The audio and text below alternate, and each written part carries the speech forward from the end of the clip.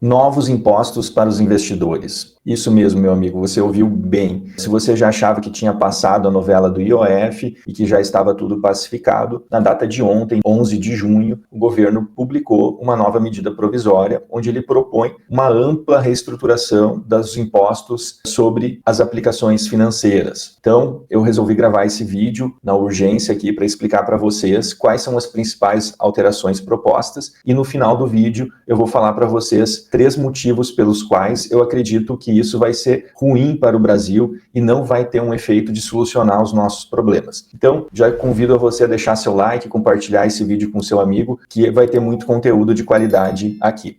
Em primeiro lugar, a gente precisa entender por que nós chegamos até aqui. O governo está com dificuldade para equilibrar o seu fiscal, então ele arrecada menos do que ele gasta, mesmo batendo recordes de arrecadação. E para isso, algumas semanas atrás, vocês sabem, a gente já fez vídeo aqui no canal, do dia para a noite ele simplesmente aumentou o IOF, tanto para câmbio, para crédito e até para aportes em VGBL. E isso repercutiu muito mal no mercado, ele tendo que voltar atrás em parte dessas medidas pela reação do mercado. Bom, mas para compensar essa perda de arrecadação, no que ele voltou atrás no IOF, ele mandou ontem uma medida provisória alterando drasticamente os impostos sobre as aplicações financeiras. Essas mudanças, caso aprovadas, vão começar a valer a partir de 2026 e elas precisam passar pelo Congresso. Então aqui está depositada a nossa esperança. Por favor, Hugo Mota, olhe por nós, investidores, e não deixe a gente pagar mais imposto, mais essa conta aqui para nós. Para explicar os principais pontos sugeridos, eu criei uma planilha aqui que eu vou compartilhar minha tela e mostrar para vocês. Vamos lá, então. Vou começar explicando as principais classes de investimento, como elas são hoje e quais são a alíquota nova sugerida. Então, primeiro ponto, ações. Hoje a gente tem uma alíquota de 15% para operações normais e 20% para day trade. A situação nova agora é ir para uma alíquota de 17,5% para ambas as situações. Continua valendo aquela isenção para até R$20 mil em vendas. Tá? Então, no final do dia, o que aconteceu? Tivemos um aumento de carga. Amplamente, a maior parte das transações são operações normais, 15%. Então, elas vão passar de 15% para 17,5%.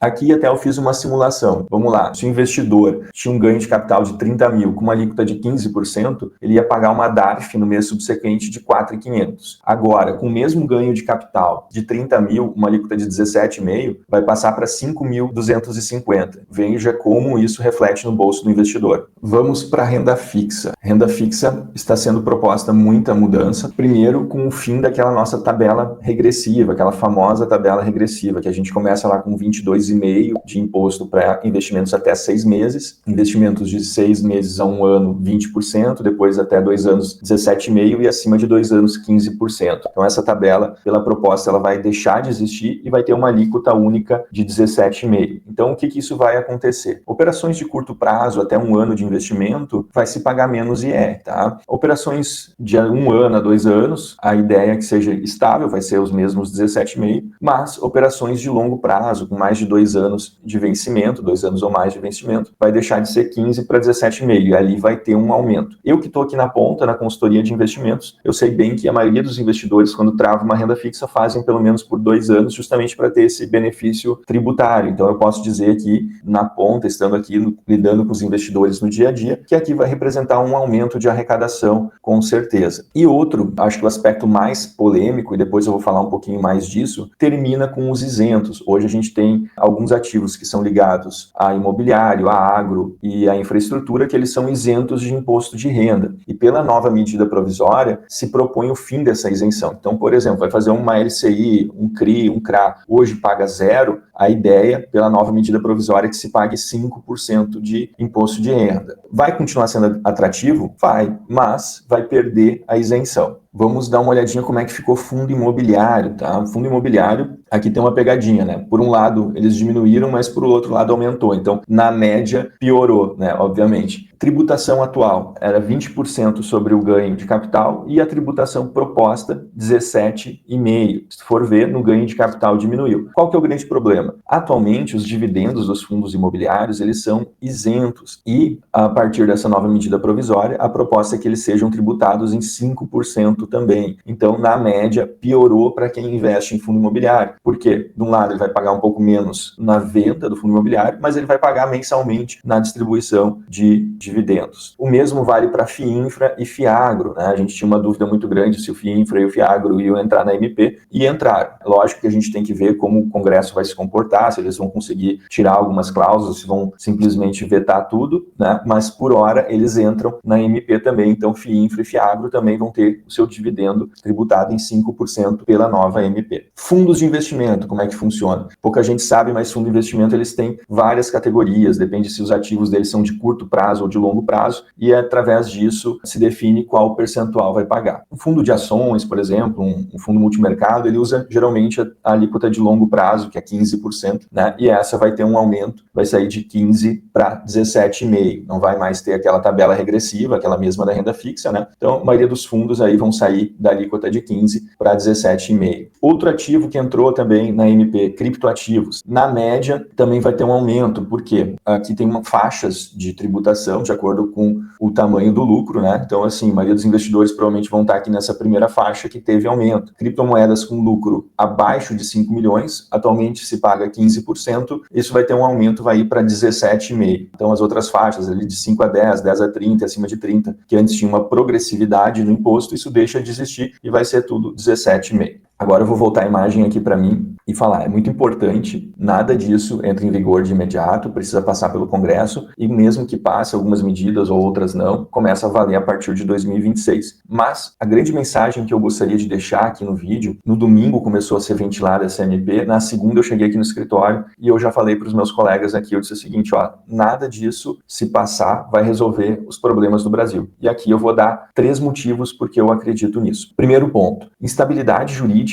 e fuga de capital do Brasil. Imagina que você é um investidor estrangeiro, um gestor de um fundo soberano, de um endowment, e está procurando países emergentes para investir, ou mesmo já investiu aqui no Brasil, dentro da seu asset allocation. É muito estranho para você ter no meio do caminho mudanças de impostos. Que garantia você vai ter que não vai ter novas mudanças que não vão impactar ainda mais a rentabilidade dos seus investimentos? Isso vai fazer o investidor estrangeiro, no mínimo, pensar 2 vezes antes de aplicar recursos no Brasil. E a gente sabe quanto o investidor estrangeiro ele é importante para o nosso mercado. Ele é responsável por cerca de metade do volume negociado na nossa Bolsa de Valores. A mesma lógica serve para as famílias de alto patrimônio que investem no exterior. Hoje elas mantêm boa parte dos seus recursos de liquidez aqui no Brasil por causa dos incentivos fiscais. À medida que esses incentivos vão diminuindo, elas vão ter um estímulo muito maior para mandar seus recursos para uma outra jurisdição, para suas empresas offshore. Inclusive, para quem está nessa situação, eu vou deixar aqui na descrição o link do meu e-book de investimentos internacionais. Ao longo da minha carreira de consultor de investimentos, já ajudei dezenas de famílias a internacionalizar os seus investimentos. Segundo motivo, aumentar a arrecadação por si só não é suficiente. Imagine que você está enchendo um balde furado. Você coloca água num lado e tem um furo e a água sai no outro lado. Isso nunca vai dar certo, correto? Pois é. Isso é exatamente o que o governo está fazendo. Ele aumenta imposto, aumenta a arrecadação, mas o gasto ele aumenta numa proporção ainda maior. Ou seja, o furo do nosso balde não é a arrecadação, é o gasto público que vem aumentando ano a ano. Então, por si só, a gente pode aumentar imposto, que não vai resolver se a gente não conseguir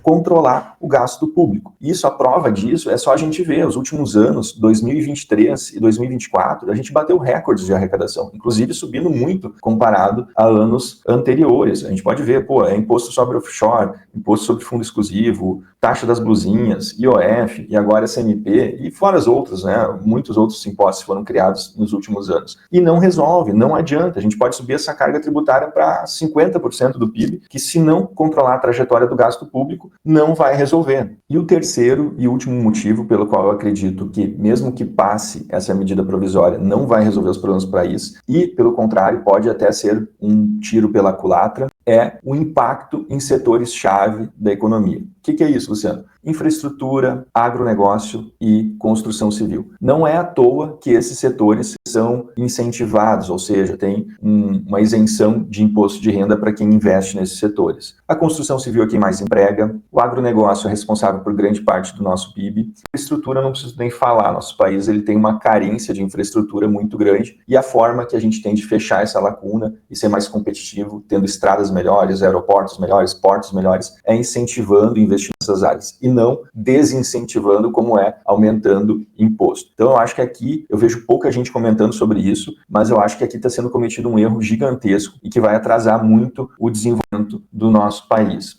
Mas esses são os meus motivos, os motivos pelos quais eu acredito que o governo está errando. Eu gostaria de ouvir de vocês que ficaram no vídeo até o final, quais são os motivos de vocês. Se puderem deixar aqui comentários, o que vocês estão achando dessa nova MP. Eu vou agradecer, vou ler todos os comentários aqui com carinho e vou tentar responder a todos que eu conseguir. Muito obrigado e até o próximo vídeo.